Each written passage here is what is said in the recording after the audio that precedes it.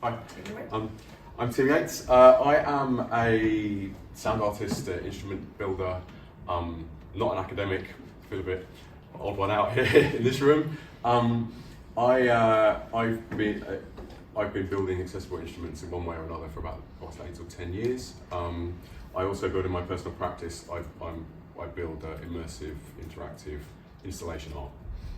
So that's the kind of stuff that I also build. So at the moment I'm working with ambisonic systems and building instruments where the entire room is the instrument, and then you sit down in the middle of the interface. So, but I used to run the R&D program at Drake Music England. So as well as being a kind of an instrument maker myself, I'm really very interested in some of the things, maybe I'll talk a little bit about it, some of the things that we've just been discussing about availability of instruments and making this kind of the bridge between it one bespoke instrument and making these things available to people and affordable for people and all those kinds of things, which is a massive challenge. And actually is going to, I think, prove part of this project, so maybe I'll talk a little bit about that as well. So this project, I was invited to be a technologist on this by David Ward at CHIME. I don't know how many of you know CHIME, the organisation. It's called Technology and Music Education, and they are focused generally on supporting the use of tech in music education situations. They're quite industry, they've got quite a lot of industry links. So Richard Llewellyn, who's one of the directors, I think, works with Steinberg and Cubase, and they're quite focused on, and David Ward worked a lot developing educational and qualifications for audio engineers, that kind of stuff. So they're coming at it a lot from that kind of angle, which is great, but very much into tech, and a big part of what they're interested in is supporting the development of accessible instruments and accessible tech.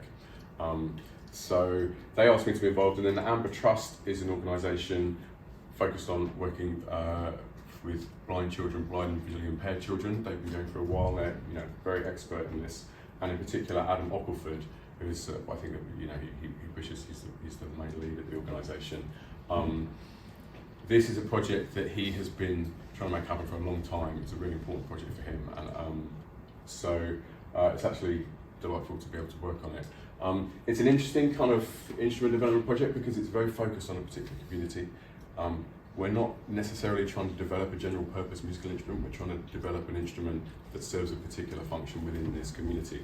And so that's kind of got its own, going to have its own interesting challenges, and I think speaks to some of the stuff that we've already talked about today about how complex and the long chain of complexity that often goes with this kind of instrument development.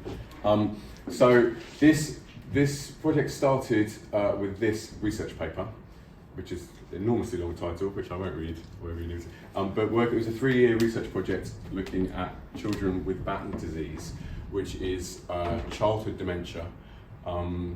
It's a terminal illness.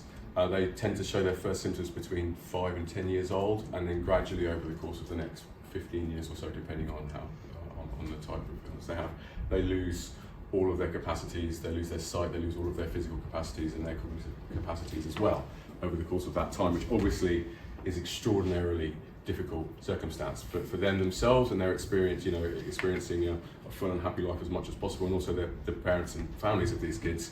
It's very hard, and so everybody in this situation is desperate to find ways to enrich the lives of these kids.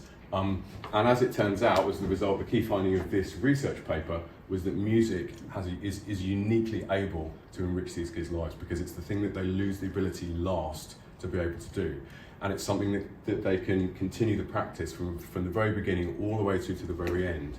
And so as a consequence of that, it's enormously powerful in enriching their lives and enabling them to express their emotions and communicate with people and have social interactions. And so the potential benefit of having an instrument that's really usable by this community of people is extremely high. And so that's what this project is aiming to achieve. The key challenge over the course of the 3 years, that basically there isn't an instrument that works well in this context. The instrument that works best is the Soundbeam, which I'm sure we all know.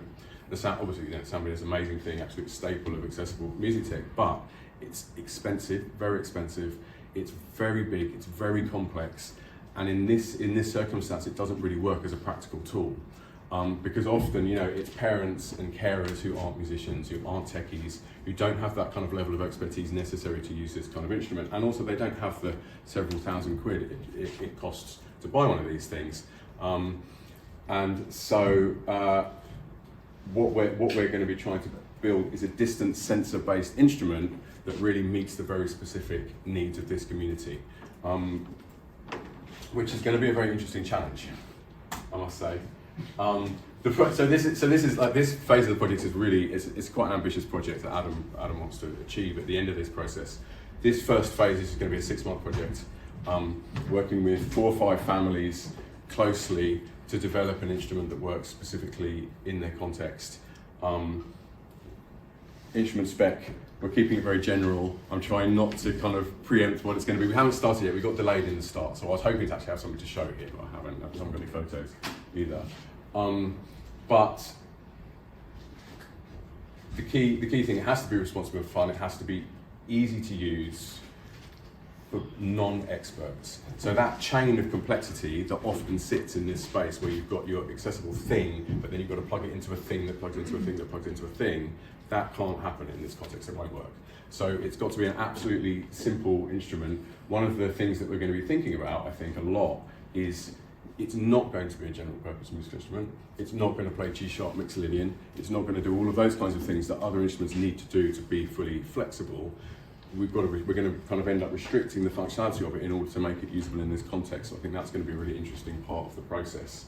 And it needs to be flexible enough. One of the important things about this is it has to have continuity across the duration of these kids' lives. So it has to be flexible enough to be able to use as a kind of as a gestural instrument when they're 5 and they're just showing their first symptoms, up to the point where maybe they can only bat an eyelid or something like that.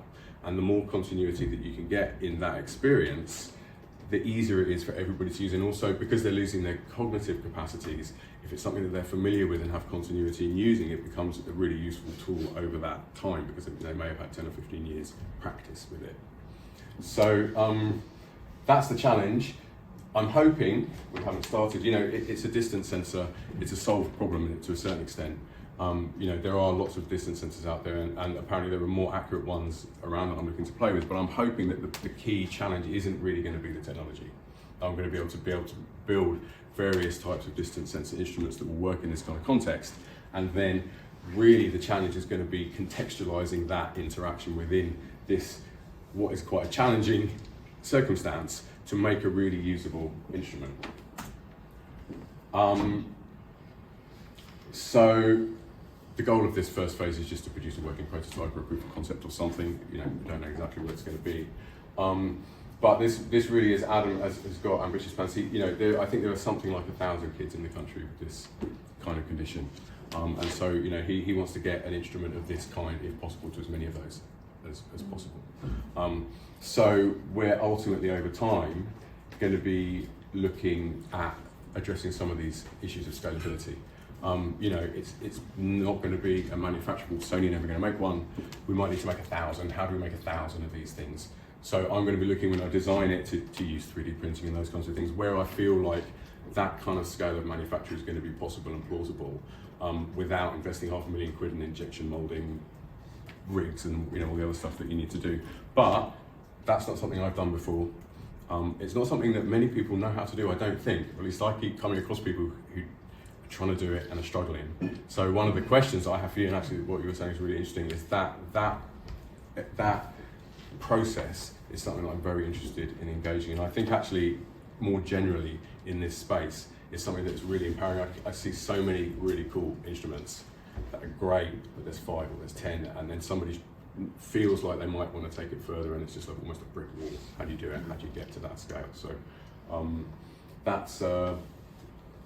that's where, hopefully, if the prototype is successful, hopefully that's where the project will end up, and we'll end up, being able to provide. But I think the thing with this is it really is an instrument building project. It's an instrument development project, because we want it to have an impact. It needs to be in the lives of these kids, using it as soon as possible, and so that's really what we're going to be trying to do with this. And Yes, I think that may even be, that is my last slide. Well, you have left us 5 So minutes. I've left 5, but I thought that was the plan. You know, there we go.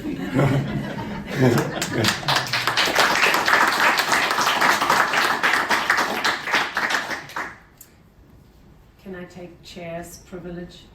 I mean, I guess for me, there's this whole sort of emotional part to designing an instrument for something that you're probably going to be emotionally quite involved too. And it is kind of interesting around the flexibility of instruments, and as one would imagine, probably an instrument that becomes played either less and less or less and less in specific ways, and for you to really think about what is that instrument going to be like that.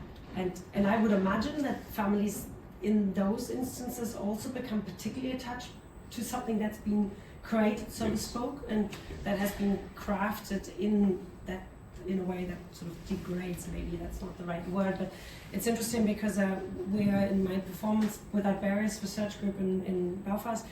We've talked a lot about this idea of sort of digital death of music instruments, and we're designing virtual reality instruments for people with dementia.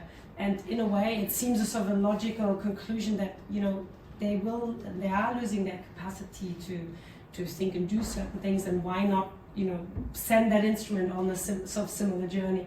And I'm sort of just wondering what you're thinking about that sort of emotional attachment being on that journey and developing something like that. Well, I mean, I think it remains to be seen, but I think it's going to be really important that it isn't something that lasts for 3 months or 6 months. I think it's going to be, because the continuity, we're talking about continuity over years, it needs to be something that's really familiar in order to be usable. And so I think that's something that's going to be an important part. You know, but I think really we don't know the answer to that. We're going to have to do it and see what happens. You know, I mean, Adam's been working with this community for years. I mean, he knows it really well. So you know, obviously I'm going to be relying on his expertise, and you know, he will have lots of thoughts about how that works. But I think it's going to be a key challenge, because if you want something that can have continuity for 10 years, that's really a different kind of thing. And is there funding in place? I mean, there should be for initial find stages. Yourself after 5 years. That's one of those ethical questions, isn't it? You start with a child of 2 years old or 5 years old, and you're hoping to accompany them for the next 15 years or 20 years. I mean, tech support in these kinds of situations is another massive challenge, isn't it, for any of these things? So,